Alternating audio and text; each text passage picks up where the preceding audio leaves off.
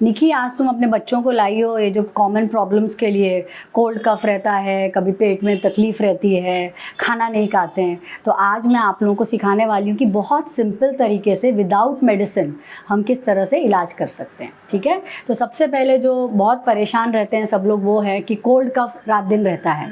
तो देखिए अभी हम इसको छोटू को इस तरह से यहाँ से लेकर यहाँ तक, ये जो पूरा एरिया है हमारा, ये नाक यहाँ से शुरू होती है, नाक बंद रहती है, गला ख़राब रहता है, तो ये गले का एरिया है।